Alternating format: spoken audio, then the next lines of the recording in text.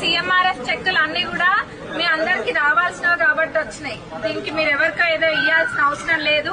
అట్లా కనుక ఏమైనా జరిగితే అట్లా గతంలో జరిగిందని తెలిసింది కాబట్టి ఇప్పుడు అట్లాంటి తప్పులు ఏవి కూడా జరగకుండా మీకు న్యాయంగా మీకు వచ్చే చెక్కులు మీకే రావాలని నేను కోరుకుంటున్నా. మీరు మటుకు ఎవరేమైనా చెప్పినా ఎవరికి మీ జేబులోకి వెళ్ళి ఒక్క రూపాయి కూడా తీసిచ్చే అవసరం లేదు. ఎందుకంటే అది మీకు రావాల్సింది న్యాయంగా. ఎవరైనా అట్లా చేస్తే మీరు ఇంత కూడా భయపడకుండా ఎవరైనా రానియండి, వచ్చి నా దగ్గరకు వచ్చి పర్సనల్ గా చెప్పండి. గతంలో సీఎంఆర్ఎఫ్ చెక్కులు ఇవ్వాలంటే కూడా ఇళ్లల్లో పెట్టుకొని చెక్కులు ఇవ్వకుండా ఉన్న రోజులున్నాయి. చాలా మంది డేట్ అయిపోయి కూడా భాగమై ఉన్నాయి చెక్కులు. అంటే ఉత్త సీఎంఆర్ఎఫ్ చెక్కులు ఇవ్వడానికి కూడా గత పాలకులు ఎన్ని ఇబ్బందులు పెట్టినరో నాకన్నా మీకే తెలుసు. ఎందుకంటే మీరు పడ్డోళ్ళు, చూసిన వాళ్ళకన్నా పడ్డోళ్ళకి బాధ ఎక్కువ ఉంటది.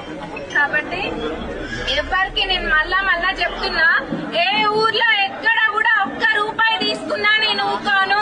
ఇస్తేనే పని అవుతుంది, వాళ్ళకి ఇవ్వాలంట వీళ్ళకి ఇవ్వాలంట అని కాకమ్మ కబుర్లు చెప్తే నమ్మకండి. నా దగ్గరకు వచ్చి చెప్పండి. సీఎంఆర్ఎఫ్ చెక్కులైనా కళ్యాణ లక్ష్మి అయినా రూపాయి అంటే రూపాయి కూడా ఎవరు ఇవ్వద్దు నేను చెప్తున్నా.